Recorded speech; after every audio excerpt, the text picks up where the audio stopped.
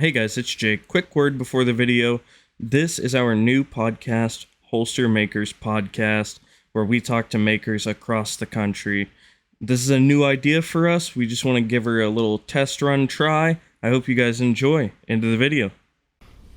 Hey everybody, this is George and Jake at EDC Leather.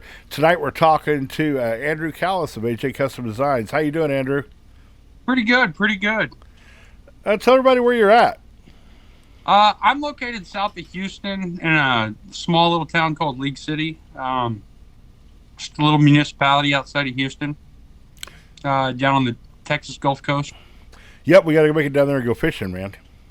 Yes, you do. Good fishing down here. Absolutely, absolutely. So, on your leather journey, before you were a welder and heavy equipment maintenance, things of that nature.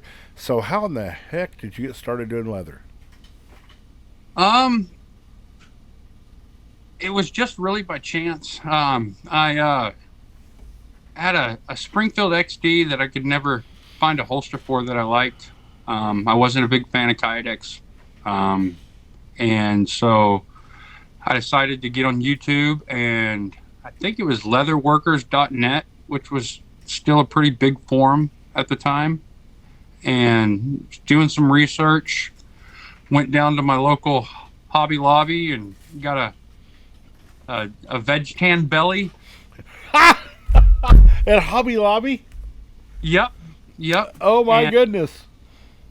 Yep. And drew my first pattern, and it was all uphill from there. I'm gonna grab it real quick.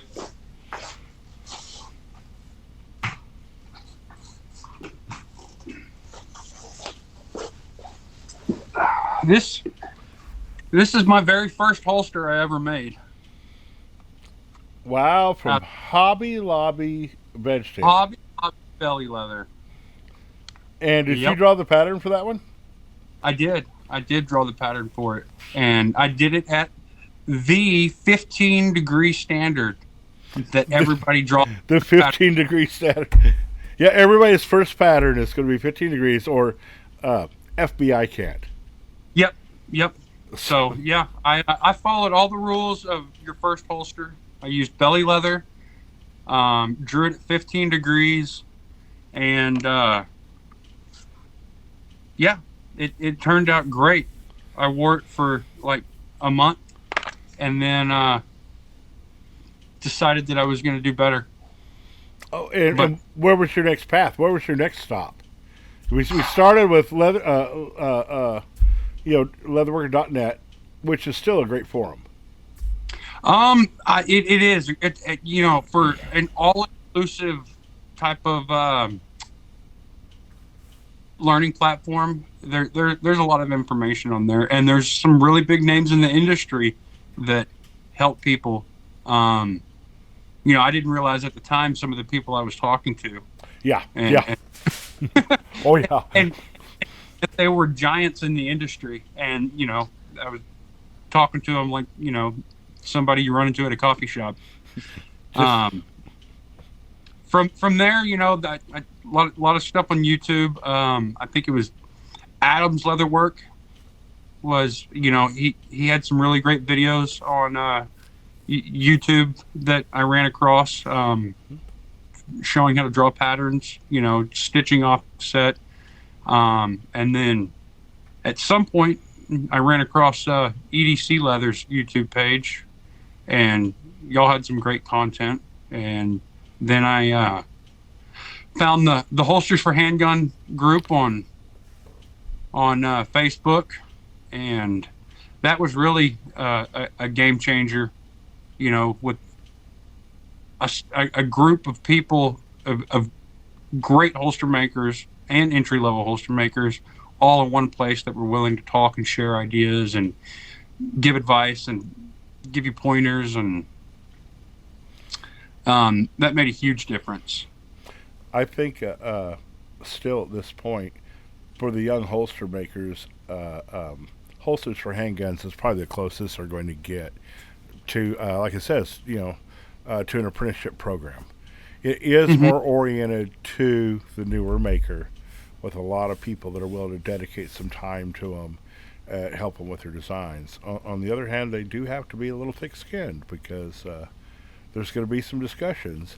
And like what we said, and Jake was teasing me tonight a little bit, is the big thing on YouTube, the big thing on leatherworker.net and on Facebook is when someone is making suggestions to you, uh, go to their page, look at their work, and make a decision if that's the work you want to be doing. Do you agree? Oh, completely. And there's a lot of people that offer advice freely, um, and it's not always the best advice. So yeah, if you can do a little research on the person, and see what they've made, what they've designed, you know, uh, vet them a little bit. It can make a huge difference in um, And they may be how much. giving you, I'm sorry, they may be giving you advice based on the kinds of holsters they make on that perspective.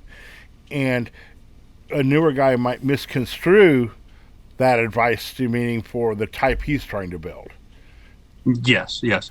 One of the nice things I like about the Facebook group Holsters for Handguns is you get instant feedback most of the time whenever you post something. It's got such a large membership that there's always somebody commenting within the first couple minutes of a post.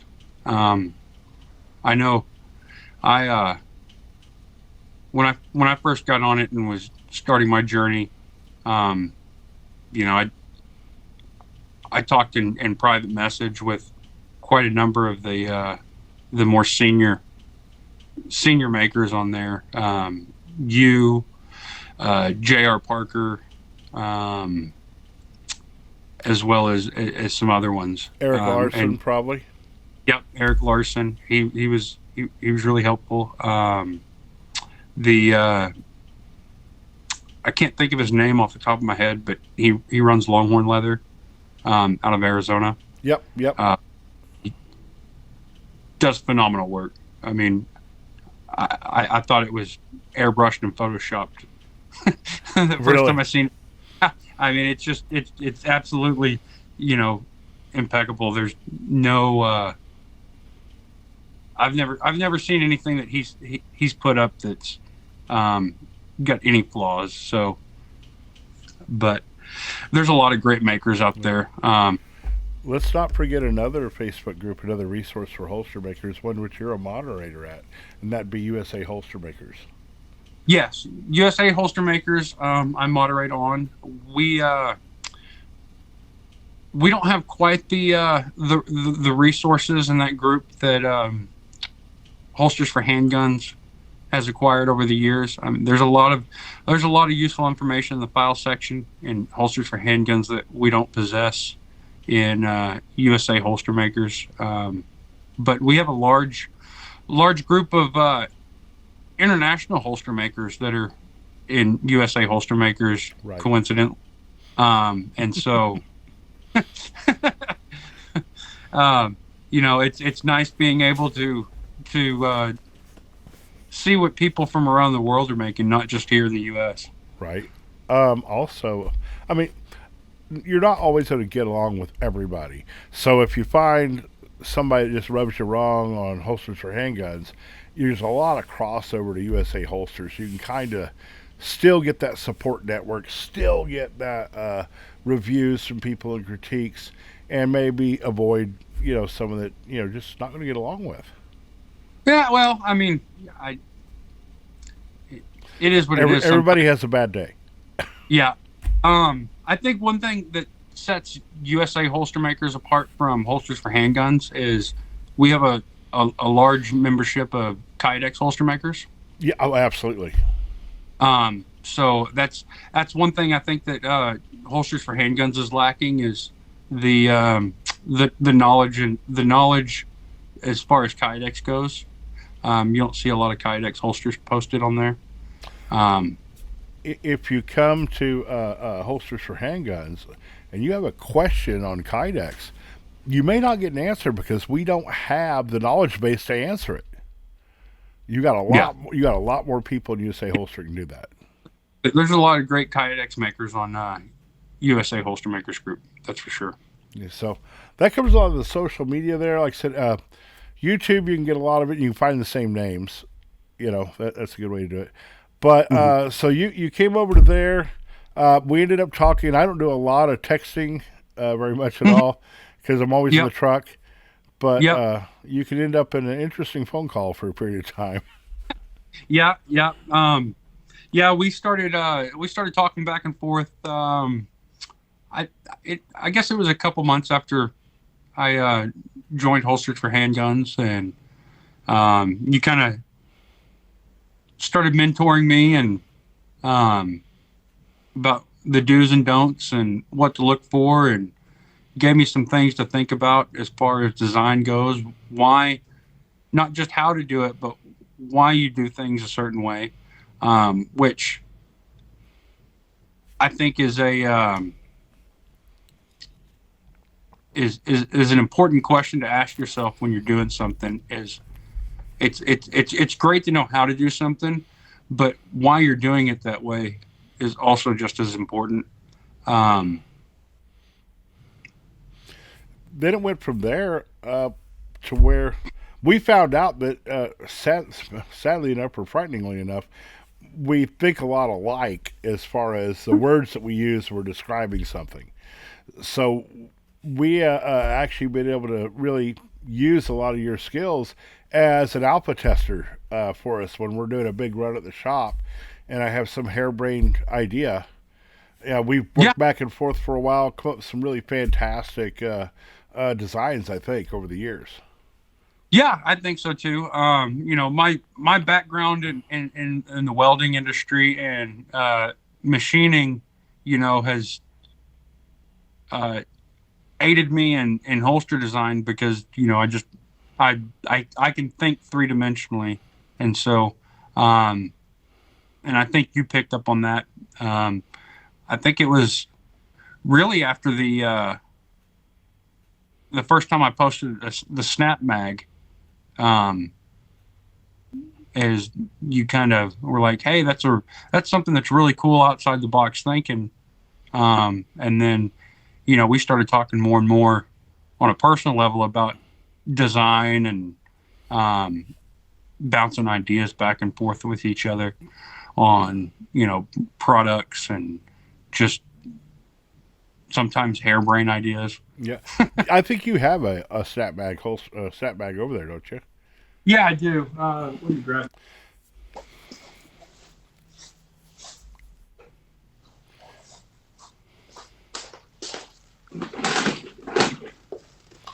There we go. Yeah, so the first one, the first one I did was for a 1911. Yes. Yes.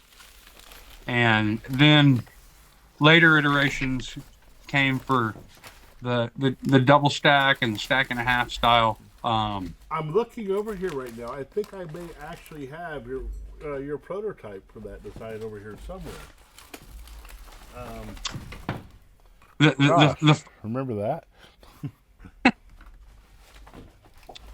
I don't know where I have it, but so hold that up with a belt. You take yours off. Yeah. Because I've had several people ask for it. They've seen the Snapmag, and this is what they typically see. But as a holster maker, what do we want to do? Show us the back, brother. So it's molded there, as you can see. There we go. And Andrew, I want you to slide that back in front of your face a little bit further. There you go. There you go. So we molded the belt tunnel. Then the strap progresses under the bottom and flip it around. And snaps across the front. You don't take your belt off to put the mag pouch on. How awesome is that? And we liked it so much, and I'm sorry for people's sensitivities, but this is the template for that. And so we've licensed this from Andrew, and we manufacture these templates. We have the patterns, so you can get the patterns to make that at the EDC website. So that's awesome. I see back behind you some holsters, brother. What do I see back there? Well, I got a little bit of everything. One of my favorite is this is what I call the Harvey 3-piece snap binger. This was fashioned after a holster I'd seen on Lowell Harvey at I think it was a boot camp here, wasn't it?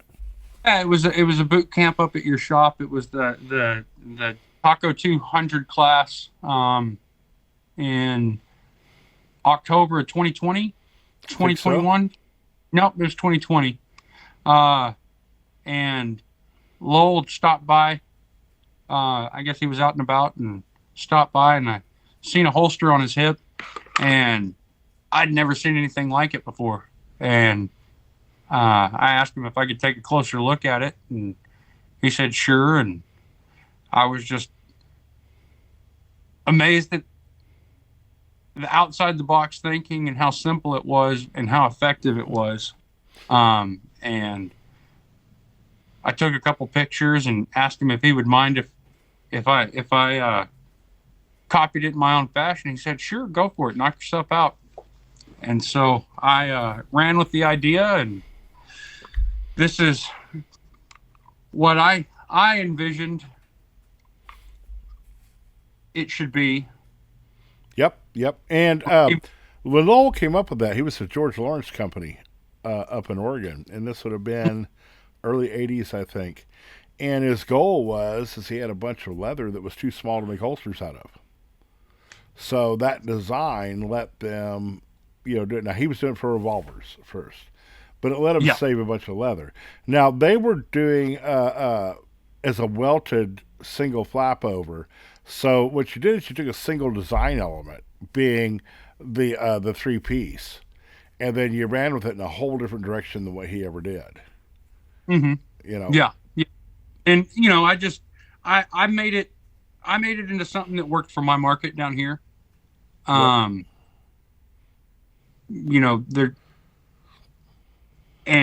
I didn't approach it from the aspect of using smaller pieces like the original intent. I just thought it was a really cool looking.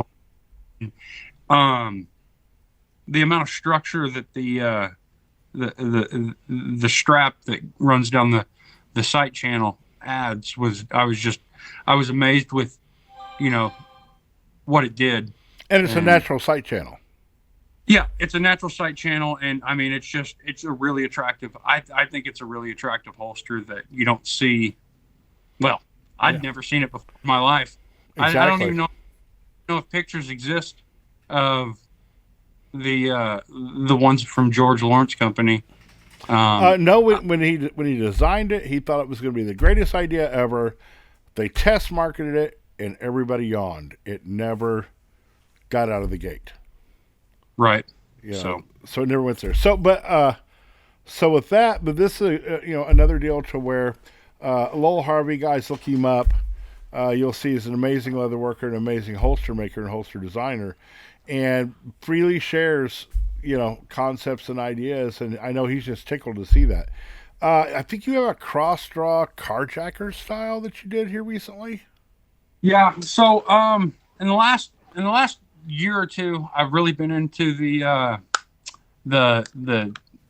snap style loop attachment for easing on and off. It's I've kind of developed a whole line of holsters that incorporate the snap-on design, and one of them is the carjacker style cross draw holster for when you're riding around in your vehicle and you want easy access to your firearm, and you can easily put this on and take it off when you get out of the vehicle without having to get undressed. I mean, it's as simple as looping your belt on, looping it over your belt and putting it on, and then with it, you just take it off. And are you using a directional snap on that, a one-way snap? yeah, it's got a dot one-way directional snap on there. Okay. It's And this design's been around for quite a while. simplest of builds, but it's definitely not it's not groundbreaking technology either. Right. Excuse me. But yeah, I like it. I found that, having your firearm locked between your seatbelt buckle and console of your vehicle is kind of an inconvenience if you ever needed to get to it. Yep. And we also remember where our threat is. So sitting in a vehicle, your threat is out that window. So this is, you're grabbing at the muzzle and it's pointing towards the threat. So that's a pretty wise choice too.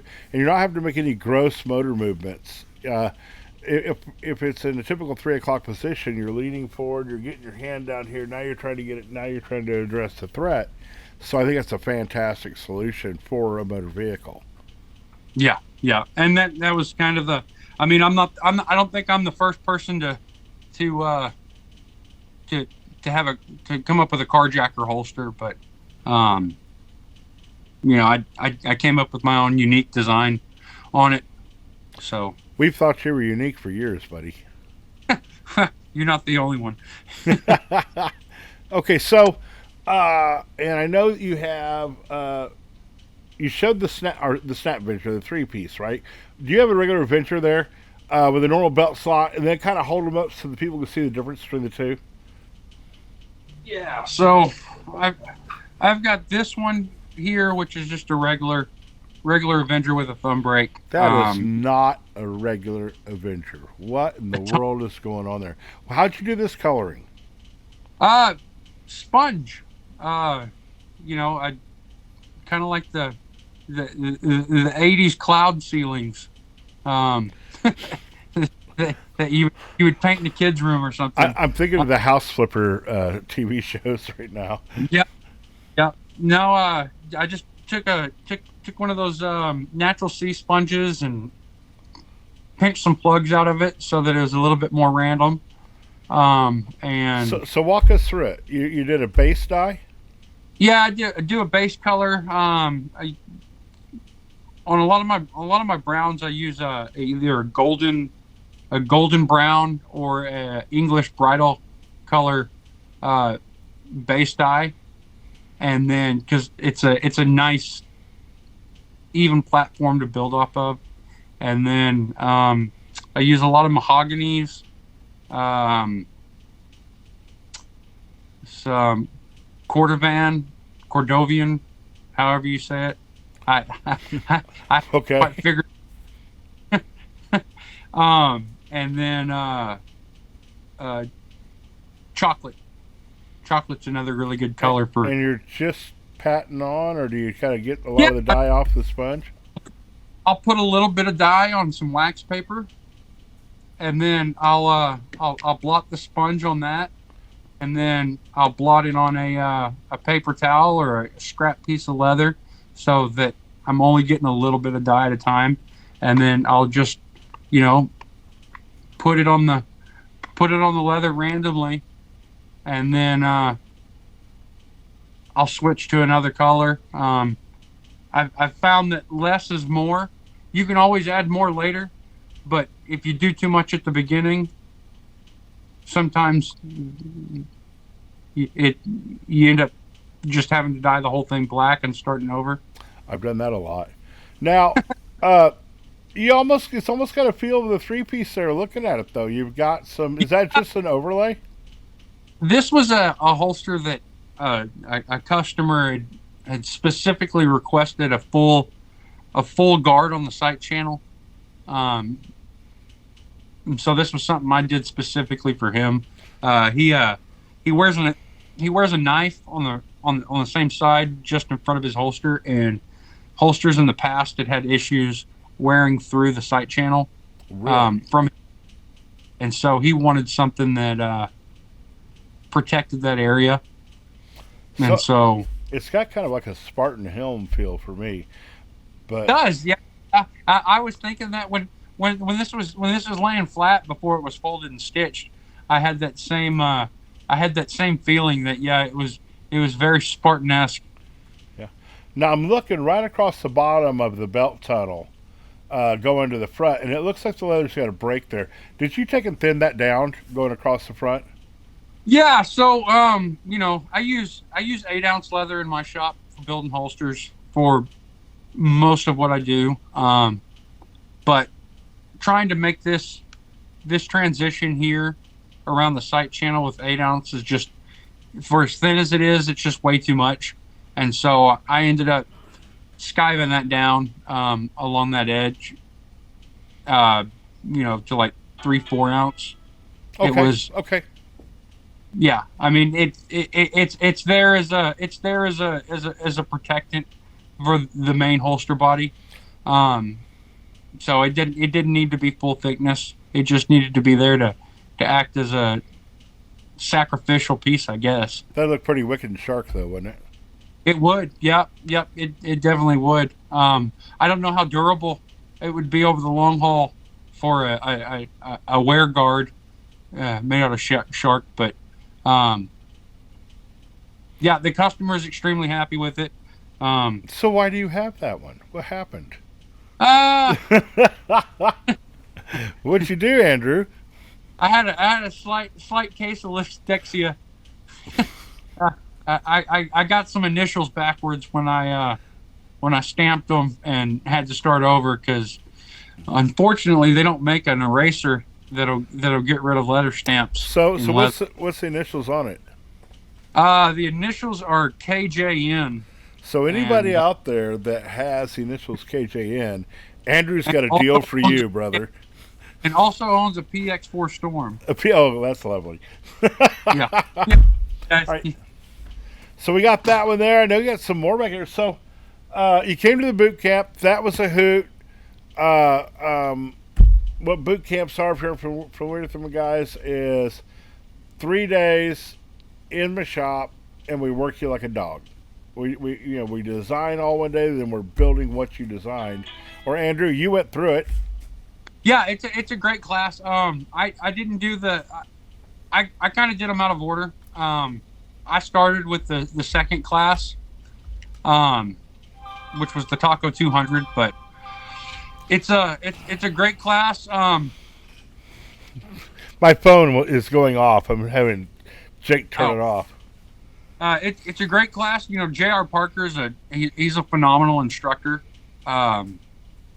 His ability, his teaching ability and ability to relay information is really great. He's put a lot of time in his career doing instruction, and so he knows how to get the information across. He absolutely does. Information and class that y'all have developed, and the amount of knowledge that's present is, I think it's worth the little bit of money that y'all ask for it, and getting to meet some really great people. That's what we call one of the soft benefits to the class. Is you have 9 to 12 people there that all have your same level of dedication to learning design, to studying, to becoming better, and they become your network in the future. Yeah, I mean, I've made some really great friends through that class. People that go out of their way to stop by and say hey when they're driving through Houston or. But, I mean, I think the leather community, I don't know how it was, 10, 15, 50 years ago, but 50 years, yeah. Thanks, buddy. It's I think it's a pretty tight-knit community of people, and that's one of the things I enjoy about it. Nowadays I've been told that information is a little bit easier to come by. Oh, good Lord, yes. As far as how to do something. But I've noticed that the leather community itself will bend over backwards to help somebody out. Um, you know, I've heard of guys, sending people tools for no questions asked, no cost, sending people leather to help them get started. Um, I just think it's a everybody I've met, you know, never met somebody that wasn't willing to help, Yep. which is a great thing. I got something to show you here that I think you'll remember. Yeah, yeah. You were next day airing these to me when I Yes, was up in Pendleton, Oregon. was. So this is, there's a couple things going on here. Let's talk about the dye job. So this bubble dye, we got about a year and a half in this, really getting the formula right. And Yeah, let's talk about the techniques of dyeing. It looks like you started out with that same old gold color. Yeah, so the bubble dye it came about as something that I'd seen another maker do on their YouTube channel, and I was like, man, that's a really cool look. It's got a very natural feel to it. Something you couldn't replicate outside of using bubbles. I don't think you could hand paint or hand dye that any other way. And so I tried it, and I never liked the results I got with the dish soap and Right. dye water method that everybody was using. And so I set out and decided that I was going to figure out a way to make better bubbles, and make something that was repeatable. And so, I think it was about a year of working on the formula and talking with you and bouncing ideas off of you and talking to other people and different. We did lots and lots of test panels. I remember. Yeah, I've still got a box of them. I think I've got 40 or 50 different test panels of different mixes till I found something that gave a nice crisp looking bubble that did well with the dye and gave repeatable results. And that's really what I was looking for. Originally it was just something for me to use in my own shop. And then you reached out to me and were interested in, taking it further. And now it's Tough Bubble on the website, of which, and on YouTube, in the infamous bong scene. But here's some ideas of what this stuff does. This is starting out with that gold color, doing the Tough Bubble, then airbrushing on a little bit of mahogany, I think, and then a little bit of black around the edges. And then this here's a more of a sunburst. Yeah, I think that I started off with like a Fibbings yellow base, and then did the bubbles over top of that, and then kind of did a sunburst fade around the edges with some red and orange and then black. Yeah. You've got a lot of freedom with it because you're starting with a black bubble, and so it shows through almost every color but black.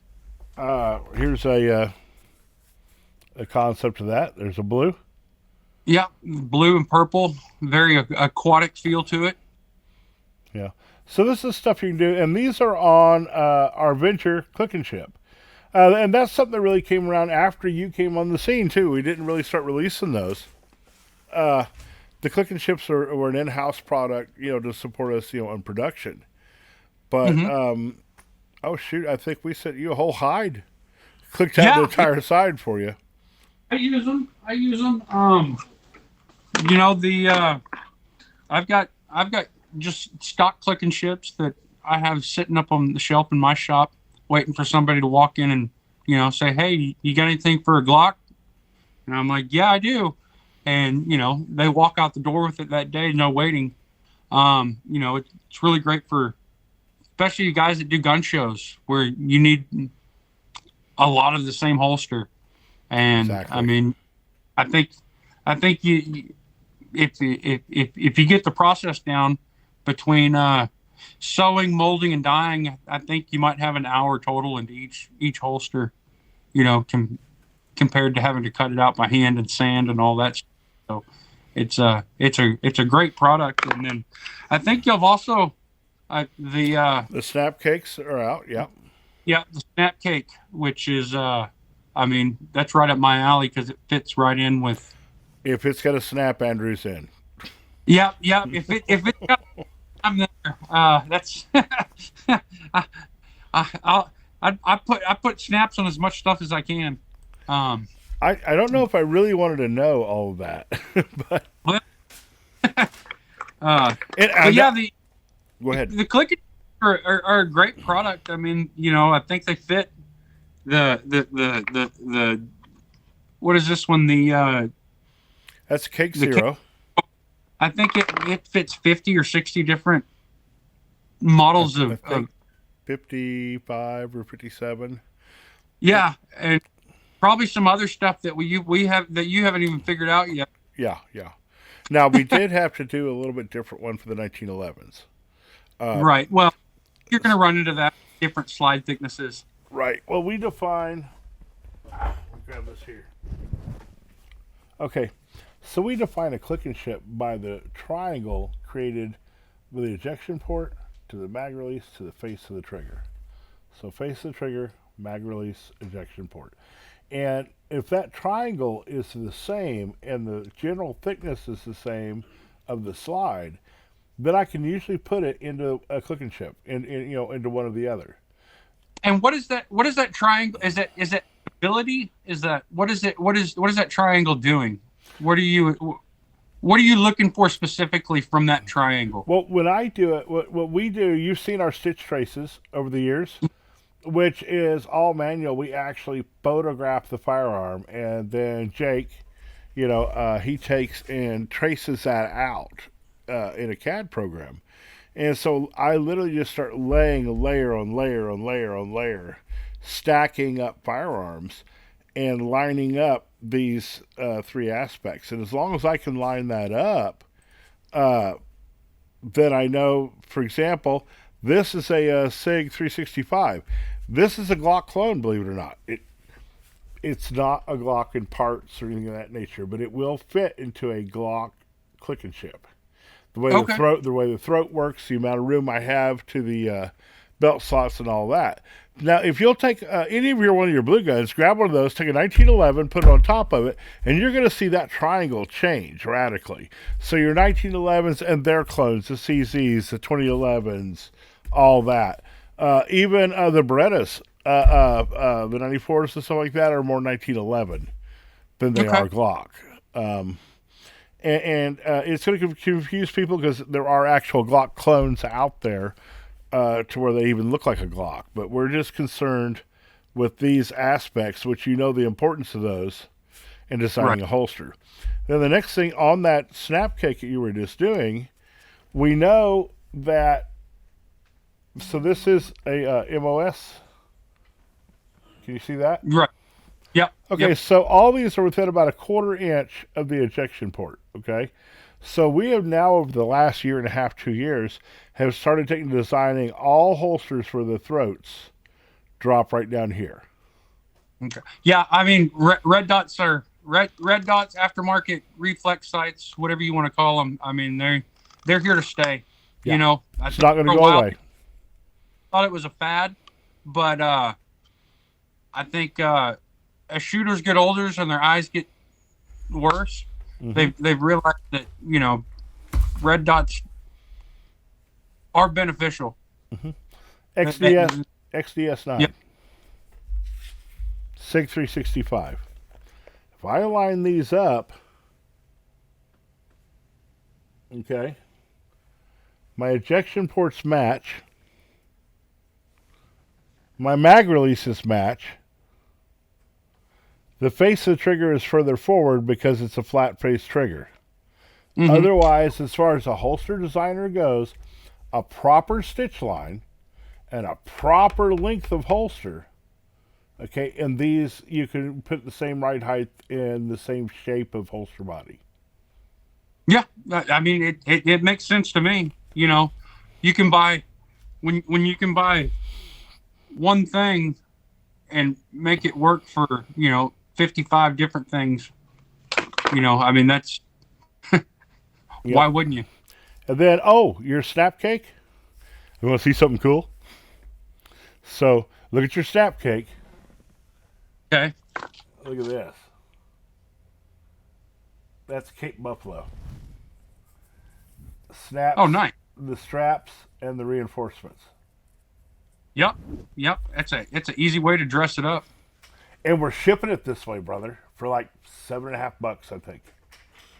Really. That's you can't beat that price. I mean, These are 9. These are 9. It's taking so much leather to cut these out. Sorry, you the said price is going. Price went up, buddy. On the Cake Zero, it's $5. On the Avenger, 7.5 and $9 adder. And then here, right. of course, as you know, my favorite. You know me. I That black love tuxedo glazed alligator. alligator. That's a classic look. It's hard to go wrong with that. Yeah. I've got a new one coming out. You're gonna love, and that's what these are cut out for. So, but we do shark, giraffe, elephant. If your state will allow you to have elephant.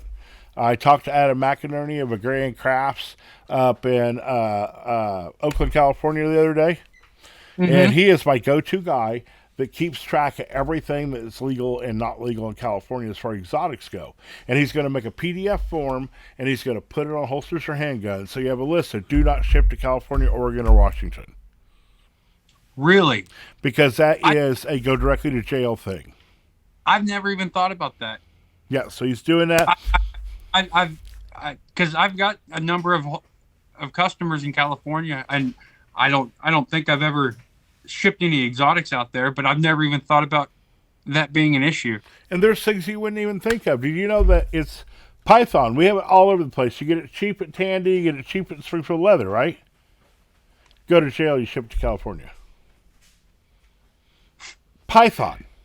An invasive species here. Yeah. You know? I mean, they can't get rid of them fast enough in Florida. Oh, they're paying a bounty. They're paying a bounty on them. Yeah, but it's California. But anyway, let's stay legal, guys. The chances of you getting caught are, they're pretty slim. But Federal Fish and Game has got zero sense of humor. Well, yeah, I don't know. I mean, I guess it's a state law. It's not a federal, is it? Yeah, it's a state law, but any sites or regulated critter is going to fall under feds. The state reports it to them, you go down. Oh wow, I didn't know that. I guess I need to be more diligent on.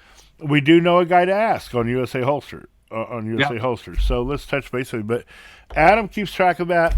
When you see us with the frog, the cane toad out of Australia, he's where I get it from. Is that what you used to? I try to buy through.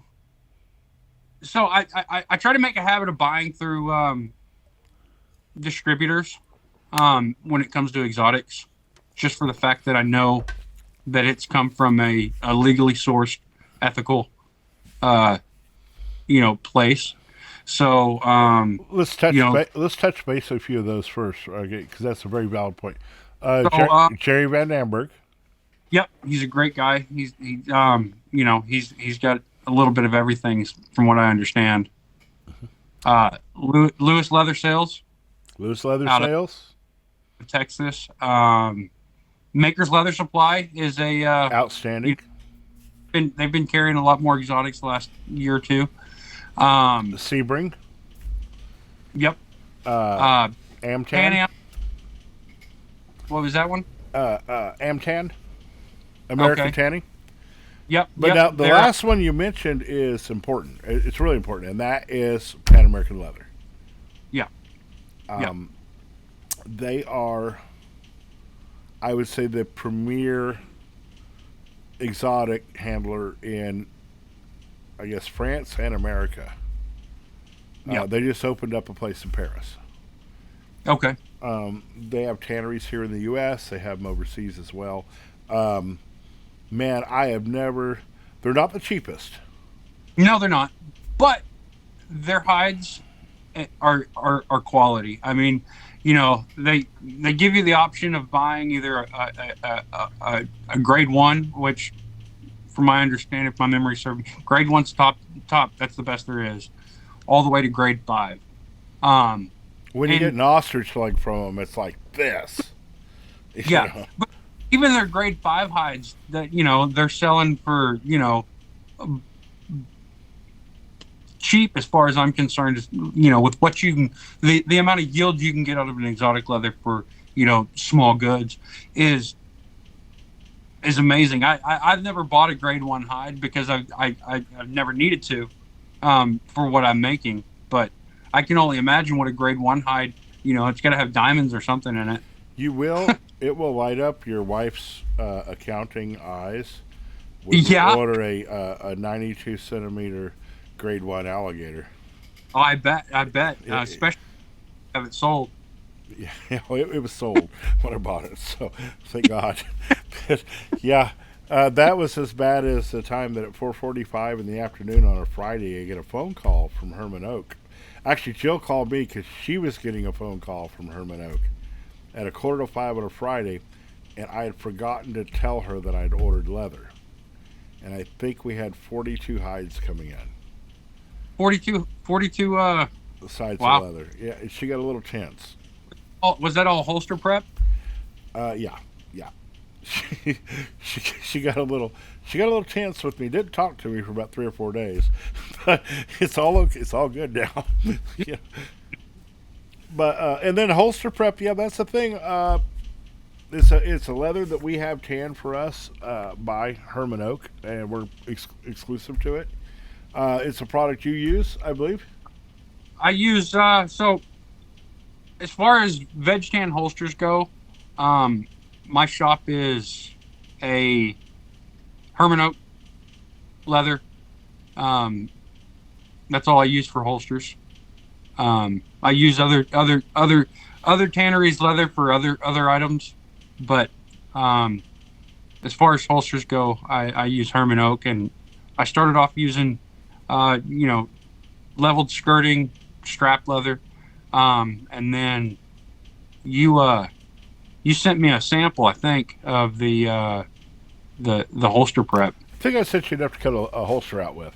Yeah, and I was blown away at the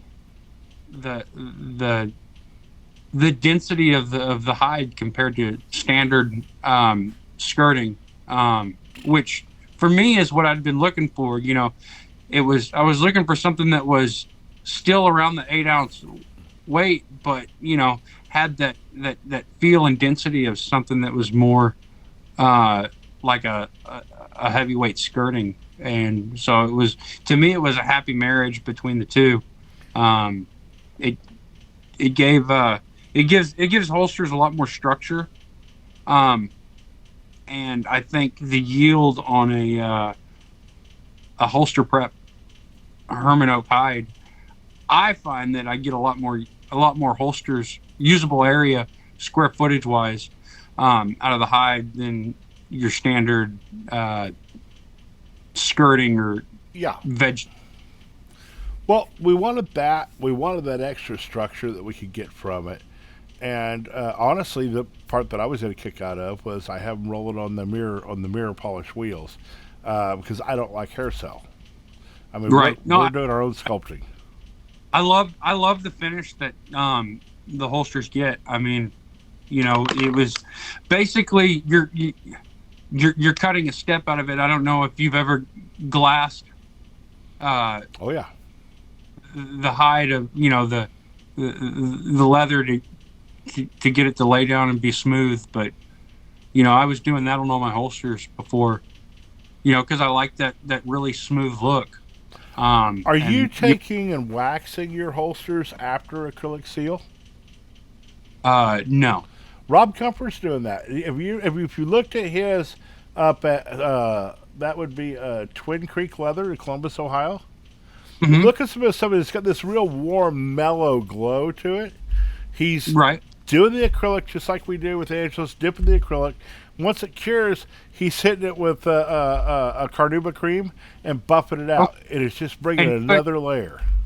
getting a satin, more of a satin finish. I for the pictures he sent me, my best way to describe it is it's more of a warm glow. So, Yeah.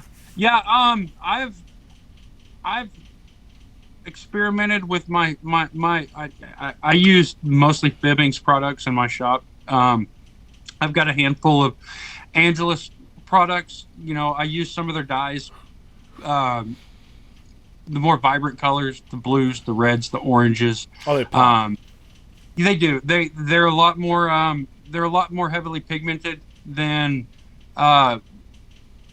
what the Fibbings dyes are, as far as those colors go, the bright colors, and so they create a better look when I'm trying to get something really bright and vibrant. But as far as everything else goes, all my earth tones are Fibbings dyes. My sealers are Fibbing Phoebe acrylic Resin. I use Tan Coat for non-holster products. I've kind of mixed with the ratios as far as the Resin goes to find something that is repeatable that works in my shop. I don't recommend other people reduce their sealer. I know that's something that you don't. I don't believe in. No, but for me in my shop, I found that a dilution that works, that gives me the structure I need and gets away from that gloss look. I'm not a big fan of a really glossy holster. I like more of a matte. And if I just get you to start using Angelus and you discover that you have a matte, a satin, the standard is Resin, and then oh my God, High Patrol gloss. And it comes in the bottle. Hey, how cool is that? Yeah. So I've been told. Yeah, you've got something that I'd like you to show everybody, and then scan it, send it to Jake, and we'll generic it down. You know what I mean? Okay. But this is just a fantastic thing that I see that you're shipping out with every one of your holsters. So let me flip it over to the... Okay. There you go, brother. Show us your card that you send out with holsters. Yeah, so this is kind of a little care card, instruction card, warranty card. It's a little bit of everything card. It's basically talks the customer how to break their holster in when they first get it, what to be mindful of, how to care for their holster as they start using it, what products they probably shouldn't use on it or avoid using on their holster, what products I've found to work with if they want to put luster back into their holster. Right. I equate holsters and holster care kind of like you would a nice pair of dress shoes. You're not going to break out the bottle of mink oil and douse your dress shoes. Oh yeah. And so I don't think you should do that with a holster. A holster, a horsehair brush, or a soft cloth, cotton rag.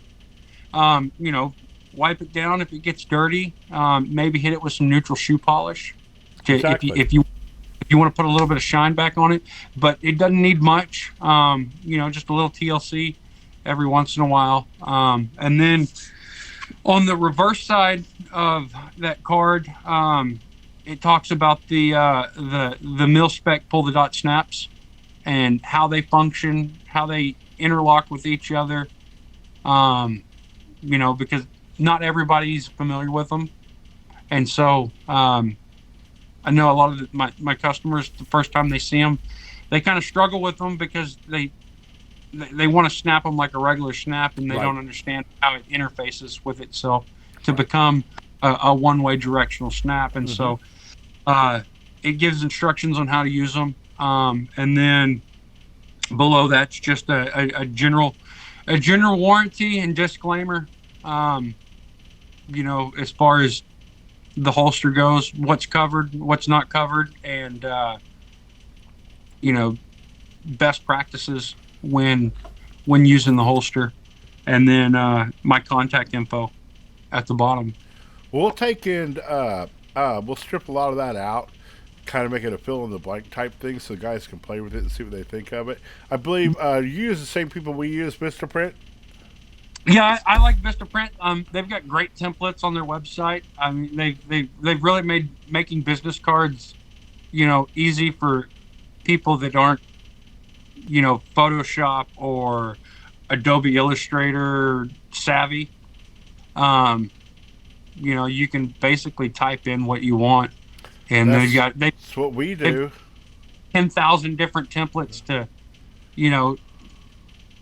suit your needs. And I think they've, all the different kinds of card stock, and I think I you believe can we have even different. Hey, Jacob, grab one of our business cards. So we use Vistaprint too. Okay. We went through every phase you can go through. The glossy, we're going to make it with this picture or this or that and everything on it.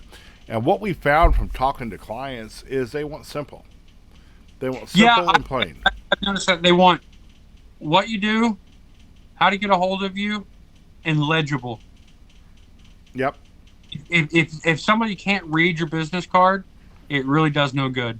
So, I think those are really for me, those are the key things that need to be on there is who you are, what you do. So there's what we're doing, Andrew, if I can get it somewhat straight. Okay. And I'll flip it to where it can be. There we go. It's craft paper. Okay. And brown print and rounded corners. It's probably recycled. You can say you're saving the environment. That would be me. This is not a. This is a byproduct of the Christmas card industry. There you go. It's a business card industry. Like we're the byproduct of the meat industry. But this has been the only business that I have seen, being leather and holsters, that a business card works the way it's supposed to. You were told all your life, give up business cards, you'll get people to call you back, they'll do it. And I've been in business all my life, and leatherwork is the only time, in fact, in holster making in particular, is the only time that I've found that business cards work the way they're supposed to. They do work. And what's crazy about the holster business, at least for me, I've got other holster makers that hand out my business card because they make kydex and they don't want to deal with leather. And, I was fortunate enough a couple of years ago when the NRA had their show in Houston that one of the other local companies that does kydex was actually handing my cards out at his booth at the NRA show. And I was like, man, that's, to me, that was like, that was pretty amazing that somebody would go out of their way in an industry, hand out another business's cards at a booth that they had paid money to be at. And right. So, but yeah, I mean, and they do work. We do a lot of that kind of stuff, though. I mean, our business model has been changing over the last 18 months with what we do at EDC. We've moved away from retail. We've moved into contract and wholesale. And I believe here in the last 6-8 months, I've called you several times to have clients work with you because it's not with what we're doing right now. And right. Then to Sandbar Leather, Danny Ray, a few of these other guys, I've done the same thing. If it's in their bailiwick of what they do and we know them, we pass business around back and forth. Yeah, and I don't know if that's exclusive to the leather industry, but I know it happens a lot where somebody will call and say, hey, I'm looking to have this made. And yeah, I might be able to make it, but I know somebody else that makes it better. And that's what they enjoy doing. And, I'll send them that way because I know that they're going to ultimately get a better product. Or I'm From 16 weeks out. Right, right. So I know I've had people, I've had other makers refer people to me, just like you've been one of them. And I think we don't have a problem in this industry sharing with each other, because there's more than enough work to go around. Yep. So what we're going to do here is when we get this video up, we're going to post links to your Instagram, your Facebook. Okay. I don't believe you're running a website right now, correct? I wasn't. I didn't have enough time to keep up with the website and use it the way I needed to, and Instagram and Facebook. Facebook is honestly, for a small business, it's such a good platform if you want to advertise for free. It really costs you anything but a little bit of time to advertise on. That's where I got my. I've been working really hard to advertise you. So I have an 18-wheeler, and I go basically from here east, and on every bathroom wall at a truck stop, I have put your number up there. Thank you. For a good time with leather call. Yeah. I don't know if it's been working or not, but I'm trying to help, brother. I've been getting so many calls for kink gear, but yeah. Well, I'm here for you, brother. I'll continue. Sharing is caring. But yeah, no, social media these days is what the white pages of 15 Absolutely. years ago wanted to be. I mean, it's amazing how much a little bit of effort goes such a long way in getting your product out there on social media. So, and I believe you've been successful on Facebook Marketplace with holsters. Is that correct? I know a lot of people have challenges. Yeah, Facebook Marketplace it gives you an opportunity to get what you're making in front of people locally, as well as nationwide. But you've got to learn how to navigate the space. Got to be very selective on the verbiage you use, how you word an ad can mean the difference between it staying up for 5 years and getting kicked off in 5 minutes. Okay. So you just have to trial and error that? Is that what you got to do? When I first started using Marketplace to advertise for holsters and leatherwork in general, it was kind of a 50% success rate. For every ad up, I had one that got taken down, and it was just trial and error, figuring out what I could and couldn't say. I even got lucky enough to have Glock lawyers reach out to me and have one of my ads taken down because, instead of saying a holster for a Glock, it was a Glock holster, and they weren't happy about that. No, they wanted to. Yeah, we've had that, and they come back and tell you you're confusing the brand. This is not holster's not made with Glock. We've had that with buck knives, Smith and Wesson, and basically, I show them what we're doing. And that is something that we want to be very clear with is if you'll look like on our Etsy now, it says, for holster pattern, this fits a model and brand. And the verb, you got to be very, very specific with your verbiage, which is fine. I mean, they're business, they've got property and a reputation to protect. I get it. Absolutely, absolutely. I mean, they're not doing anything wrong there, and in fact, if you can get back a hold of them, they'll take the time to work with you if you can get a hold of them. I know Glock's legal team. When I called them back because they left a number, if I had any questions, I called them back and I spoke with. I don't know if it was one of their attorneys or if it was a paralegal. But she was really nice. She walked me through every misstep I'd made and what I needed to correct it and how I should refer to their product or something that works for their product moving forward, and what would keep me out of hot water. And yeah, I mean, they were helpful, and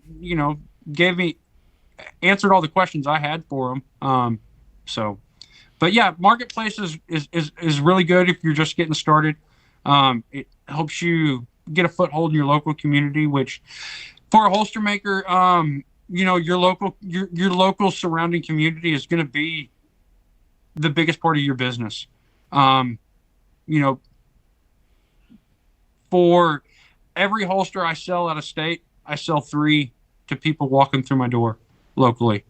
And that's where you get return business, is your local community. So if you can really, I think as a holster maker or leather worker in general, if you can get up and have a presence in your local area, I think, as long as you're building a quality product, I think you shouldn't have any problem, being successful as a hobby business. Being a holster maker professionally, doing it as a full-time job, paying all your bills, just doing leather, you've got to have all your ducks in a row and still get lucky. Yeah. But I'm going to tell you, though, the minute that somebody finds out that you make holsters, I don't care what community you're in, when that word starts to spread, you're going to go from doing 1 or 2 things a month. The minute they find out, you're going to be 6 to 8 weeks behind. Whether you make 1 holster a week or you make 20 holsters a week, there will be enough volume to bump you 6 to 8 weeks behind. And there's a big difference in geography versus price. Okay, so it's that Cake Zero holster that you were looking at. What do you sell that for retail? The this black one? Yeah. This is like $95 holster. I we're at 95 on that as well, but at one point, I think you were running $10 to $15 higher. We have some clients, some wholesale clients in California that add $20 to all of our retail prices, and nobody bats an eye. Yeah, in California, probably not surprising. And they do California, Florida, Spectrum. Both are upper end for money. But I constantly hear people when I talk to them say, "Well, that's all I'm going to get for it in my area." And I'm like, well, between the Facebook, between the Instagram, between Etsy, Amazon, if you want to go there, the entire globe is available to you. I mean, that saying "the world is your oyster" is true when it comes to business advertising today. I never thought I would ever have holsters in Germany and Turkey and Switzerland around the world, all around the world. I never would have imagined when I made this holster right here in my living room that I would have, holsters in multiple countries, let alone in most of the 50 states. And it'll kind of freak you out a little bit when we ended up in France into some of their police force, we get an order for 1 holster, Glock 30, which then I find out afterwards is their preferred firearm. And great, built the holster, shipped it to them. Life is grand. Everything's great, right? About 8 weeks later, they ordered 30 of them, 32 of them. And we're like, what's going on here, And got back a hold of them, and it was an agency within the agency. And we find that we did the same thing in Austria. Yeah. Although, no, that wasn't a police force when we had that big one. Due to their restrictive gun laws, they have gun clubs, and I think the firearms have to reside at the club for some of the members. And so one of them will get it, and in this club, they may be shooting the same firearm brand or model. And one guy gets it, he likes it, and then boom, here come 8 more. Yeah. Yeah. Yeah, it's I think that's pretty common. I think even with all the hiccups we've had lately, I think we're still pretty lucky here in the U.S. with the amount of freedom we have as far as, what we can buy, when we can buy it, and who we can buy it from. Absolutely. You know, so you know, I embrace that completely, and I'll you know, I've never met a customer I didn't like. Well, you, but so timeline is basically what, 2018 you started doing this? 2019? Yeah, it was March of 2018 is when I started. So we're within to the day almost 5 years. Tomorrow's March 1st. Yep. Okay.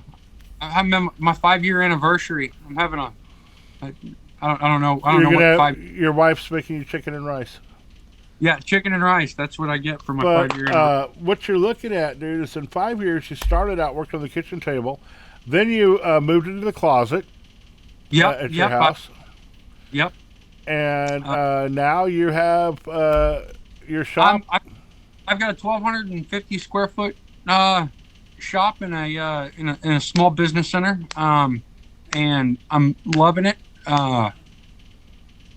I enjoy going to work every day. I enjoy, you know, bringing happiness to other people's lives. So yeah, I'm looking forward to seeing what the future holds for me as far as leather goes. Might even build a saddle one day. I don't know. Okay. Well, I mean, I will start going to the cowboy bars and putting your phone number up there. Then Oh man, I'm here to help. you are friends. All right, this is George EDC Leather. Been talking with Andrew Callis of HA Custom Designs. I hope you guys enjoyed this. Check down below. We're going to have some files down there for you, some contact information. If you're a end user looking to buy a holster, he makes a fantastic product. And as a maker, just go creep his social media. Look at every design he does and steal it all blatantly. He loves it. All right, bye, y'all.